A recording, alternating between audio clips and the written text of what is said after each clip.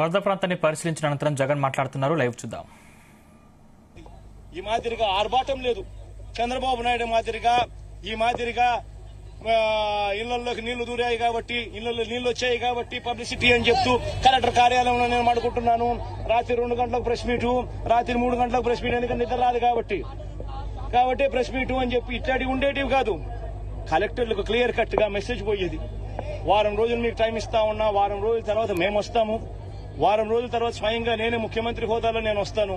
నేను వచ్చేసరికి ఏ ఒక్కరు కూడా ఫలాని రకంగా నష్టం జరిగింది, ఫలాని కలెక్టర్ మాకు సరిగ్గా పలకలేదు, ఫలాని కలెక్టర్ మాకు సరిగ్గా పనిచేయలేదన్న మాట రాకూడదు అని చెప్పి గట్టిగా ఇన్స్ట్రక్షన్స్ ఇచ్చేవాళ్ళం. నేను చెప్పిన తర్వాత కలెక్టర్లకు కావాల్సిన సహాయ సహకారాలు అందిస్తూ వెంటనే TR27 కింద కలెక్టర్ అకౌంట్లలోకి డబ్బులు పడిపోయేటి. కలెక్టర్లకు డబ్బులు ఇచ్చేవాళ్ళం, ఎంపవర్ చేసేవాళ్ళం, ఆర్గనైజ్డ్ గా ముందుకు వెళ్లిపోమని సంకేతం ఇచ్చేవాళ్ళం. వెంటనే కలెక్టర్ యాక్టివేట్ అయ్యేవాడు, వాలంటీర్లను యాక్టివేట్ చేసేవాడు, సచివాలయ సిబ్బంది యాక్టివేట్ అయ్యేది. వెంటనే ఒక వ్యవస్థ అంతా కూడా మొత్తం కూడా అడుగులు ముందుకు వేస్తూ కదులుతూ వచ్చి ప్రతి బాధితుడికి కూడా తోడుగా ఉంటూ వాళ్ళందరినీ రిలీఫ్ క్యాంపుల్లోకి తీసుకుపోవడం, వాళ్ళందరినీ బాగా చూసుకోవడం, ఆ తర్వాత బాగా చూసుకోవడమే కాకుండా మొట్టమొదటిసారిగా మా ప్రభుత్వంలో వాళ్ళను ఊరికనే ఇంటికి కూడా పంపించుకోకుండా వెళ్లేటప్పుడు మళ్ళీ డబ్బులు కూడా 2000 రూపాయలు డబ్బులు కూడా చేతికిచ్చి కూడా పంపించిన పరిస్థితులు కూడా మా ప్రభుత్వంలో మాత్రమే గతంలో జరిగి ఉండేది. ఒకసారి గమనించమని అడుగుతా ఉన్నా. అప్పట్లో జరిగిన పరిస్థితులు ఏమిటి, అప్పట్లో ఏ రకంగా మేనేజ్మెంట్ జరిగింది, ఇప్పుడు ఏ రకంగా మేనేజ్మెంట్ జరుగుతా ఉంది అనేది గమనించమని అడుగుతా ఉన్నా. ఒకసారి కృష్ణలంక వెళ్లి అక్కడ ఒకసారి ఆ గోడ మీద నిలబడి ఒకసారి చూస్తే మీ అందరికీ ఆశ్చర్యం కలిగించే పరిస్థితి వస్తుంది. ఆ గోడ చూస్తే నేను మొన్న వచ్చేటప్పుడు ఆ గోడ మీద మొన్న వచ్చేటప్పుడు ఆ బ్రిడ్జ్ మీద నుంచి వచ్చేటప్పుడు కృష్ణలంక ప్రాంతం అంతా వాళ్ళంతా ప్రజలందరూ వచ్చి కూడా నన్ను ఆపి కేవలం థ్యాంక్ యూ చెప్పడానికి ఆపారు. ఆ ఒక్క గోడ, ఈ కృష్ణలంకకి ఇరువైపున ఉన్న ఈ ఒక్క గోడ దాదాపుగా 500 కోట్ల రూపాయలు ఖర్చు చేసి మన ప్రభుత్వంలో మనం కట్టినందువలన ఈ రోజు దాదాపుగా అక్కడ ఉన్న దాదాపుగా మరో 3 లక్షల మంది ఈ రోజు దాదాపుగా అందరూ కూడా సేఫ్ గా ఈ రోజు పడుకోగలుగుతా ఉన్నారు. నిజంగా నా గోడే గాన లేకపోయిందంటే ఇంకా ఎంత దారుణంగా పరిస్థితులు ఉండేదో అర్థం చేసుకునేదానికి కూడా ఆశ్చర్యం కనిపించే విధంగా ఉండేది. ఈరోజు 32 మంది చనిపోయినారు. ఇప్పటికే పేర్లతో సహా ఈ రోజు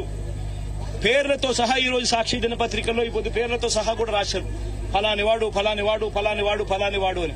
ఆ 32 మంది కన్నా కూడా ఇంకా ఎక్కువగా ఇంకా చనిపోయిన వాళ్ళు ఇంకా తేలే పరిస్థితి కూడా కనిపిస్తా ఉంది.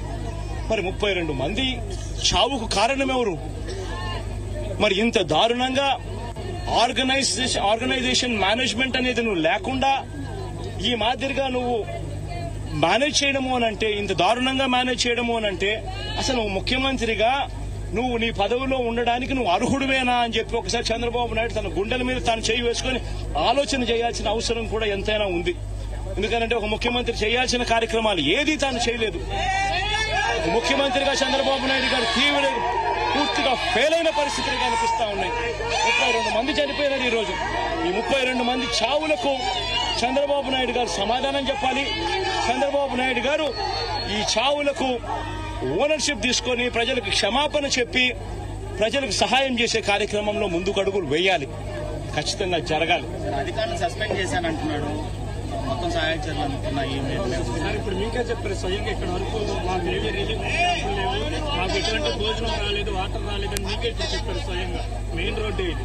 ఏ విధంగా అధికారులను సస్పెండ్ చేస్తానంటున్నాడు. అధికారులు ఎవరు? ప్రభుత్వం ఎవరు? చంద్రబాబు నాయుడు గారు ప్రభుత్వం మే 13వ తారీఖున ఎన్నికల రిజల్ట్స్ వచ్చినాయి. మే 13వ తారీఖు నుంచి ఈ వాళ్ళకి దాదాపుగా 4 నెలలు కావస్తా ఉంది. మే 13వ తారీఖున ఎన్నికల రిజల్ట్స్ వచ్చినాయి. మే 13వ తారీఖు నుంచి ఇప్పటిదాకా దాదాపుగా 4 నెలలు కావస్తా ఉంది. 4 నెలలుగా ఆయనే ముఖ్యమంత్రిగా ఉన్నాడు. అధికారులను ఆయనే దగ్గరుండి ఆయనే ఏ అధికారిని ఎక్కడ పోస్టింగ్ వేయాలి అని చెప్పి ఆయనే దగ్గరుండి ఈ 4 నెలల్లో పోస్టింగ్లు కూడా తానే పూర్తి చేసినాడు. మళ్ళీ ఆయనే పోస్టింగ్లు ఇప్పించుకున్న అధికారులు వల్ల ఇది జరిగింది అని చెప్పి ఆయనే చెప్తా ఉన్నాడు సిగ్గు లేకుండా అనంటే అంతకన్నా సిగ్గుమాలిన పని ఏదైనా ఉంటుందా? కేవలం ఆయన మీద వచ్చిన తప్పును కప్పిపుచ్చుకునేదానికి అధికారులను బలిపశువులను చేస్తూ అధికారుల మీద వేలెత్తి చూపించే కార్యక్రమం చేస్తా ఉన్నాడు. తప్పెక్కడ జరిగింది అని అంటే మొట్టమొదటిగా చంద్రబాబు నాయుడు దగ్గర తప్పు జరిగింది.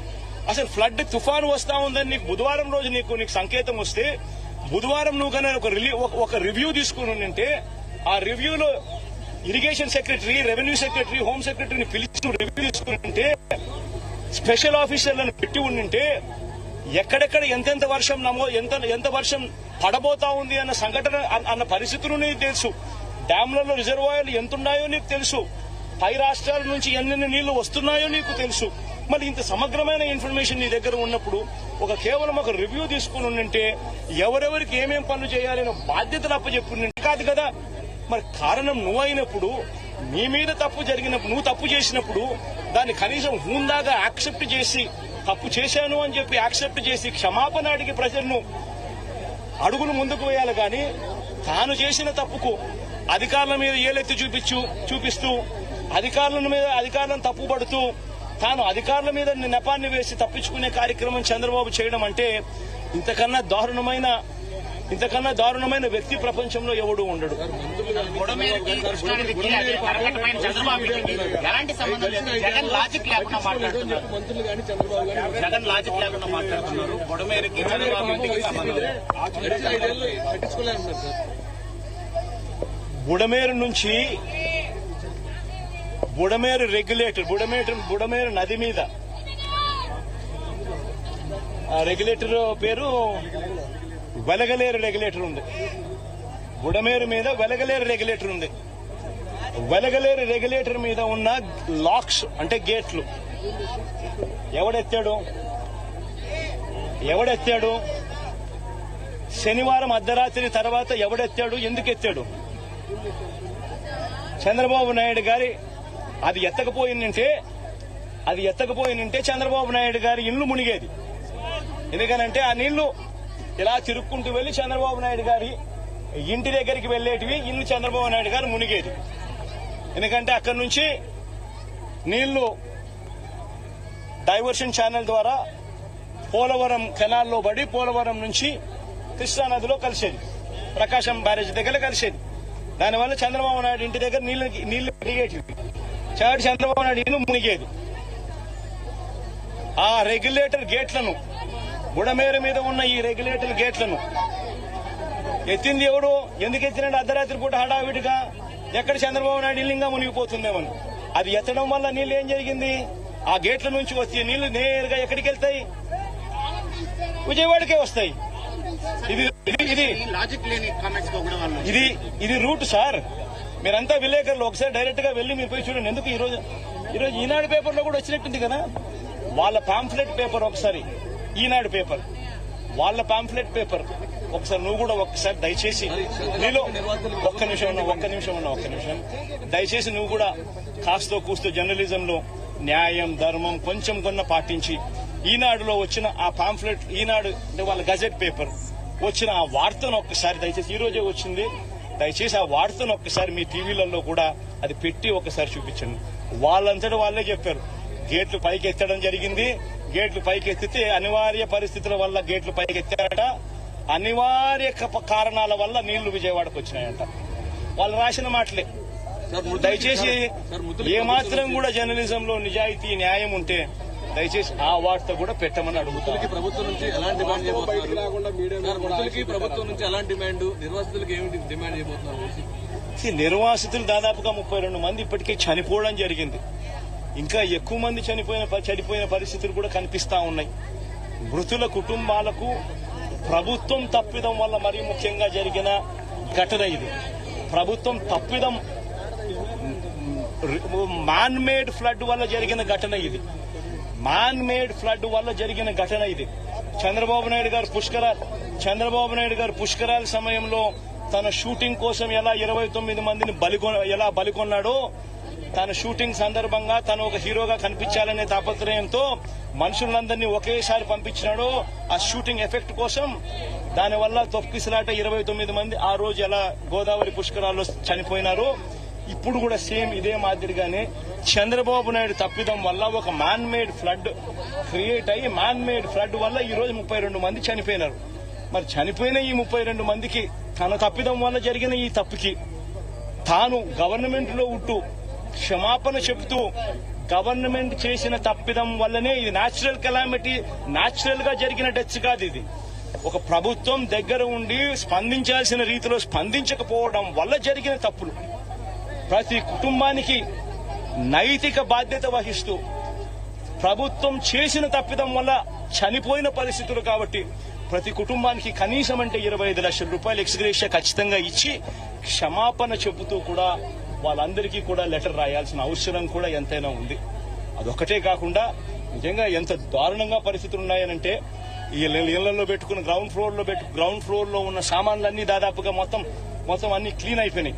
అసలు గ్రౌండ్ ఫ్లోర్ లో ఉన్న టీవీలు గాని, గ్రౌండ్ ఫ్లోర్ లో ఉన్న ఫ్రిడ్జ్లు గాని, గ్రౌండ్ ఫ్లోర్ లో ఉన్న ప్రతి ఇంట్లో కూడా గ్రౌండ్ ఫ్లోర్ లో దాదాపుగా 3 లక్షలు. ఈరోజు వాళ్ళు ఇచ్చిన రిపోర్ట్ లోనే 6 లక్షల మంది ఎఫెక్టెడ్ ఫ్యామిలీస్ అని చెప్పి రాసినారు. 6 లక్షల మంది ఎఫెక్టివ్ పీపుల్ అని చెప్పి 6 లక్షల మంది ఎఫెక్టెడ్ పీపుల్ అని చెప్పి వాళ్ళంతకు వాళ్ళే రిపోర్ట్ లో రాశారు. మరి ఎఫెక్టెడ్ పీపుల్ అని వాళ్ళే రిపోర్ట్లలో 6 లక్షల మంది అని చెప్పి వాళ్ళే రాసినప్పుడు ఆ 6 లక్షల కుటుంబాలకు వాళ్ళ కనీసం ప్రతి ఇంటికి కూడా జరిగిన నష్టానికి కనీసం కాంపన్సేషన్ ఇస్తూ, ఎందుకంటే ప్రభుత్వం తప్పిదం వల్ల ఈ తప్పిదం జరిగింది కాబట్టి ప్రతి ఇంటికి కూడా ప్రభుత్వం తప్పు యాక్సెప్ట్ చేస్తూ ఆ ప్రతి ఇంటికి కూడా కాంపన్సేట్ చేస్తూ ప్రతి ఇంటికి కనీసం 50,000 రూపాయలు ఖచ్చితంగా ఇవ్వాలని కూడా డిమాండ్ చేస్తా ఉన్నామని చెప్పి సందర్భంగా కూడా తెలియజేస్తా ఉన్నాం. వైసీపీ ఎలాంటి సహాయకులు వాళ్ళకి చేస్తే క్షమించనంటున్నారు. అసలు అసత్యం అనేది ఎక్కడుంది దీంట్లో? నీ పేరేం పేరు? నవీన్, నువ్వే చెప్పు. నవీన్, అసత్యం అనేది ఎక్కడుంది చెప్పు. నేను చెప్పిన ప్రతి మాట కూడా ఎక్కడ అసత్యం కనిపిస్తా ఉందో మీరే దయచేసి చెప్పమని అడుగుతా ఉన్నా. మీకు తుఫాన్ 28వ తారీఖున తుఫాన్ రాబోతా ఉంది, బుధవారమే తుఫాన్ రాబోతా ఉందనే సంగతి మీకు తెలీదా? చంద్రబాబు నాయుడుకి తెలీదా? మనకే తెలిసినప్పుడు అది గజెట్ లోనే ఐఎండీ వాళ్ళు ఇచ్చిన రిపోర్టే కదా బుధవారమే అని చెప్పి. మరి బుధవారం ఆ ఇన్ఫర్మేషన్ నీకు వచ్చినప్పుడు డ్యాములు ఎంత ఉన్నాయో చూసుకోవాల్సిన బాధ్యత నీదే కదా. పైనుంచి కూడా ఇతర రాష్ట్రాల నుంచి నీళ్లు వస్తున్నాయనే సంగతి నీకు తెలిసిందే కదా. అన్ని డ్యాములు నిండున్నాయన్న సంగతి నీకు తెలిసిందే కదా. ఫ్లడ్ కుషన్ ఏర్పాటు చేసుకోవాలన్న సంగతి నీకు తెలిసిందే కదా. ప్లస్ పైగా దానికి తోడు కృష్ణా నది నుంచి వచ్చే నదికి నీళ్లకు తోడు ఇక్కడ తుఫాన్ రాబోతా ఉందన్న ఇన్ఫర్మేషన్ కూడా నీకు తెలుసు కదా. సో దానివల్ల కూడా అడిషనల్ గా నీళ్లు వస్తాయన్న సంగతి కూడా నీకు తెలుసు కదా. మరి ఇంత అబద్ధం ఎక్కడుంది? లాజిక్ ఎక్కడ? ఇల్లాజికల్ గా ఎక్కడుంది దీంట్లో? అన్ని కూడా వాస్తవాలే కదా. మరి 28వ తారీఖునే నీకు అలర్ట్ వచ్చిన మాట వాస్తవం నీకే కాదు ప్రజలందరికీ తెలిసినప్పుడు మరి నువ్వు స్పందించకపోవడం వల్ల శుక్రవారం రాత్రి నుంచి శుక్రవారం సాయంత్రం నుంచి బీభత్సంగా వర్షం పడుతూ శనివారం కల్లా పూర్తిగా అతలాకుతలమైన పరిస్థితులు క్రియేట్ అవుతా ఉన్నాయనంటే బుధవారం నీకు టైం ఉన్నది, గురువారం నీకు టైం ఉన్నది, శుక్రవారం మధ్యాహ్నం దాకా కూడా నీకు టైం ఉన్నది. ప్రజలందరూ షిఫ్ట్ చేసే అవకాశం నీకున్నది. నువ్వంతకు నువ్వే రిలీఫ్ సెంటర్లను ఏర్పాటు చేసుకోలేదు. ఎందుకు రిలీఫ్ సెంటర్లను ఏర్పాటు చేసుకోలేదు? నీ తప్పిదం కదా. ఇరిగేషన్ డిపార్ట్మెంట్ వాళ్ళు ఎందుకు డ్యాములో ఫ్లడ్ కుషన్స్ ఎందుకు పెట్టుకోలేదు? అది వాళ్ళ తప్పిదం కాదా?